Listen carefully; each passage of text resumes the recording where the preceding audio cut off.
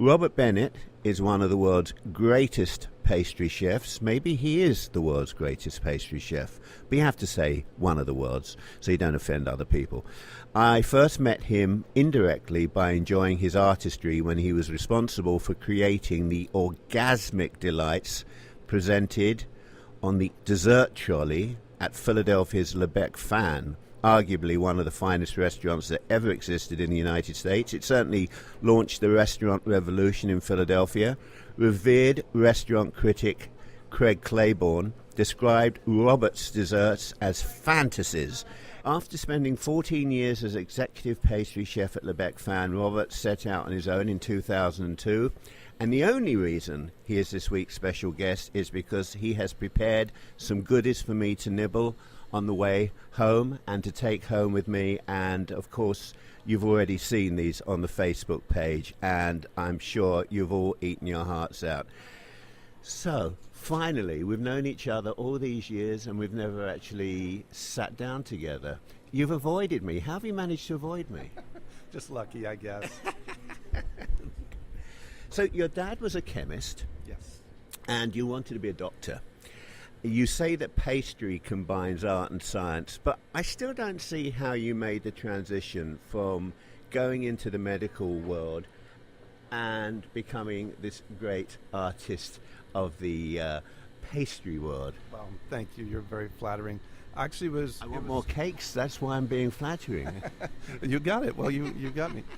It was strictly economics, to tell you the truth, because after graduating high school, my mother and father, they didn't have much money, so I didn't have any means to pay for medical school. So I'd always loved cooking, always had a sweet tooth. Took a year off after high school, saved up a little bit of money, and back then culinary schools were not very expensive like they are today. And so I found New England Culinary Institute in Montpelier, Vermont, and attended there and got a scholarship to help with my funds for the second year and graduated top of my class. And Julia Child spoke at our graduation. That was her favorite school because it was only 6 students per chef. And Michel Leborn, our executive chef, was good friends with her, and also Jacques Pepin, who I got to work with later several times at Lebec Fan. So it's kind of like the French connection. So when you started out, you were a dishwasher. There had to have been moments when you thought to yourself, this job is crap. I've made a mistake. Actually, to be honest, no, I didn't. I was still so young. I was my first dishwashing job was maybe I was a sophomore in high school, and I didn't know anything about cooking back then, but I saw the chefs working around, and I knew that my job was important, and still to this day, I'm so glad I started out that way because I have great respect for our dishwashers in our factory. We make thousands of cakes a day, so I knew it was the means to a better end. When you entered the New England Culinary Institute in Montpelier, Vermont, did you go in there knowing that you wanted to be a pastry chef, or did you have an open mind and let the education steer you in the direction that fit your talents most comfortably? Yeah, no, I didn't have specifically only pastry in mind. I've always had a sweet tooth, but it was a chef school, and there was no specific pastry program going on, but I spent all of my extra time in the pastry department. In fact, since it was a 2-year school and only 6 students per chef for first year, there weren't a lot of returning students for second year, and so some of the classes were only 3 students, but yet we had businesses that we were running. This was real hands-on training, and so our baking class was in the morning for first year, and then we had the afternoon, evening to ourselves. So I asked the advanced pastry instructor, I said, can I stay behind? I'll even wash your dishes because I know that you're shorthanded. And so that's where my training already came into play, and I knew it would help out. I washed dishes all of maybe a couple hours before he pulled me away and said, help with these marzipan animals and help organize, get ready to do some pulled sugar. So I ended up going through the advanced pastry program 5 times in my first year alone. Is that like taking an apple to the teacher in the morning? Were you just kissing up to him? I wanted to learn, so and I knew that they needed the help. Yeah, of course. There are chefs and there are artistic chefs, but you are a true artist. Did you have an artistic flair as a child? When you were at school, were you drawing, were you painting, were you into art? I mean, artistry doesn't just become part of your life because you're baking, because you're a chef. You have to have that in your personality somewhere. Well, that's what I love about this, Philip, because the culinary arts, it's an art that appeals to more senses than anything. You can eat it, you can smell it, you can taste it. You can't do that with paintings. No, embarrassingly, I cannot paint to save my life. I can barely sculpt. I can do some ice carving. I had to learn that for the World Cup of Pastry in '89. But my chocolate showpieces are just kind of like on a whim. Yeah, but it can't. How can it be on a whim? How? Look, I've put this photograph on Facebook. You've presented me and my wife with two delights. That's not a whim. I don't think there are too many people who are pastry chefs who can wake up in the morning and create things like this without being artists. You've got to have some artistic flair. Well, thank you. I mean, this isn't a compliment. This is a fact. Don't stop thanking me. I thank you on behalf of the planet for making eating chocolates even more enticing. Well, I mean, but if you look at like the true artists that have been in history, I mean, Rodin, one of the greatest sculptors ever, and Dali. Well, this is true. Rodin couldn't bake to save his life, so there's a good point. Well, actually, Claude Monet, he was quite the gourmand. He could cook. I understand he was good friends with the Tatin sisters, who were traditionally, historically known for creating the tarte tatin, which is an absolute French classic. You did one thing in your life, and it demonstrates to me that you are completely nuts. I can't even imagine what came over you. You've got to tell the audience about this cake that you made for Ronald Reagan's second inauguration. Were you crazy? Yeah, I was. I would do it again, though. I had just returned to NECI. They invited me back to be an instructor because I had advanced so much during my time at school, and they knew that I loved this. So I only taught the first year program. You just have to be a little bit farther down the road than the students, because you're just training them in basic bread making, basic pastry, buttercreams, and whatnot. And after the first semester, the advanced pastry instructor left. So they offered the job to me, and I grabbed that brass ring. So there it was, January of 1985, and we get a call from Louis Zathmary, a famous chef of many years ago. He had, it was called The Bakery. It was a restaurant in Chicago. He had the big handlebar mustache, and he was running, I think it was called Taste of America. So they wanted a restaurant from every state in the United States to be represented there. And in this gigantic convention hall, at one end was a replica of the Washington Monument. At the other end, they wanted the U.S. Capitol. So they said, we want you to make a cake for us. We only have 9 days to do this. So you can make it fake and whatever. So we said, no, we're going to do the real thing. So I hired an architect to do the blueprints of the U.S. Capitol. Made that out of pastillage. We just rolled it out, cut it exactly off the templates that we made from the scaled U.S. Capitol. And during that time, myself and 5 other students, we made thousands and thousands of sheets of genoise. And it took about 12 cases of rum for the simple syrup to moisten the layers, and tons of eggs and sugar to assemble this. And we did it in what we call bricks. And so this was basically, and if you imagine a sheet pan, which is 18 by 26 inches, we stacked up, I think, 10 layers with the buttercream. Those were bricks.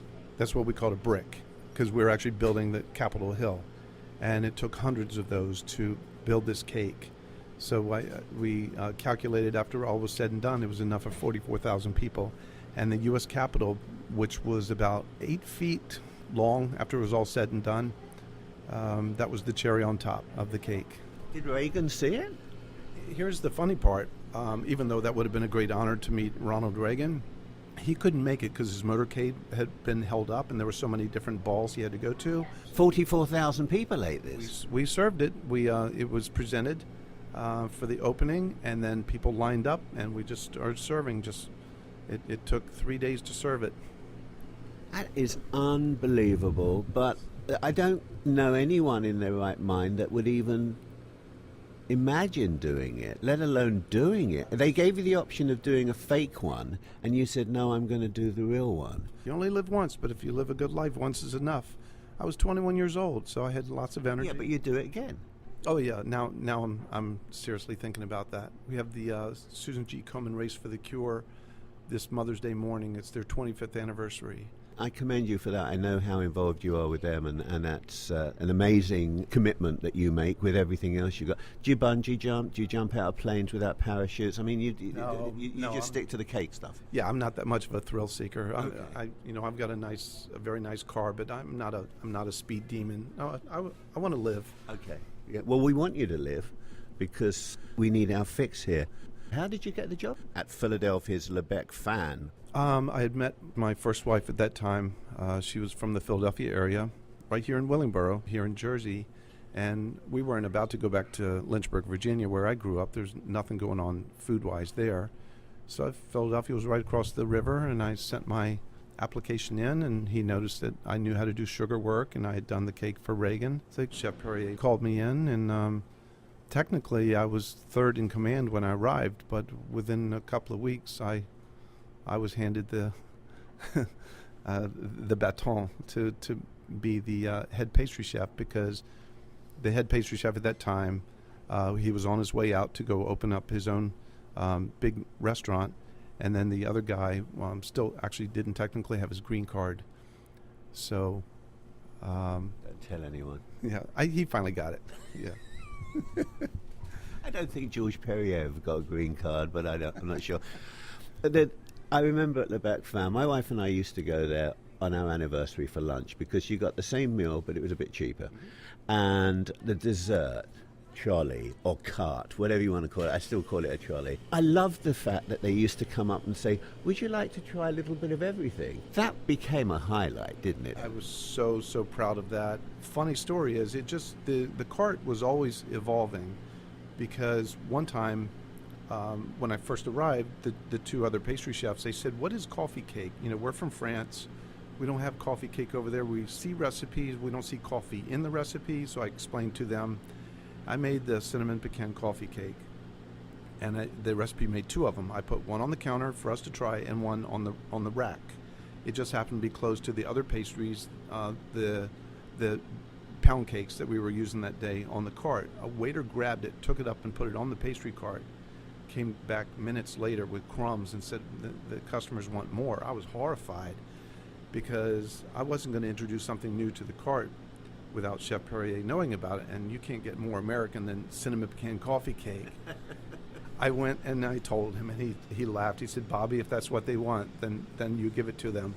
And it dawned on me, yes, we were a French restaurant, traditional classical French, and yet we were serving Americans, and we had older clients come in, and they didn't want the frou-frou, the mousse cakes, and you know, a coffee cake they could identify with. So even after I left, the cake still stayed on there. So I guess it was on the pastry cart for a good 20 years. And still to this day, when I opened up Miel, I had my cinnamon pecan coffee cake here at Classic Cake. And Miel was one of your other stores? Yes, I created Miel. And it was only because, you know, I loved Lebec, but I just felt it was time to go and try my own thing before I got too old, and I'm so glad that I did it. And Chef Perrier supported me, and we've still kept in touch even since then. And he hasn't been deported yet? He's still over here? Yeah, believe it or not, he's still here. And his documentary is, I think, being unveiled maybe any day now, if not already. That they did a documentary on him. So since I credited him for doing, you know, for making Walnut Street the Rodeo Drive of Philadelphia, I opened up right off of Walnut Street on 17th, and it's still to this day. It's still there. It's a beautiful piece, but just with creative differences with my partner, I moved on, and so I've been with Classic Cake almost 10 years now. Let's just back up a minute. Something you just said. You mentioned your coffee cake. Now you have two cakes which you're pretty well known for. I mean, despite all of everything that's in here, coffee cake and your carrot cake. Now I want to know, and you don't have to kill me afterwards because I'm not asking for the recipe, and I'm not putting down your cakes. But what makes your coffee cake and your carrot cake any better than anyone else's? That's a good question. I mean, These are really signature cakes for you, aren't they? And they're very, very simple in their composition, but it's good quality ingredients. We don't use the cheaper vegetable shortenings. We use all butter in our cakes. The carrot cake, honestly, I can't even take credit for that. That is Carol Newlander's recipe, the creator of Classic Cake, Really? of many years ago. And then, of course, her tragic end. Yeah. Well, then that was the start of the decline of Classic Cake at that time, and it went through different hands and into disrepair, and then we bought them out of bankruptcy maybe 8 years ago. We're not going to touch on this subject, but Chef here mentioned Carol Newlander. All you have to do is to look it up on the internet. It's not something we need to discuss now. The key ingredient to a successful career, I would say 85% of that has to be passion. If you've got the passion and you believe in yourself, somehow you're going to make it. Yeah, absolutely. You have to. And a lot of new chefs coming out or young apprentices, they don't realize the repetitive nature. You have to prove yourself every day, over and over and over again.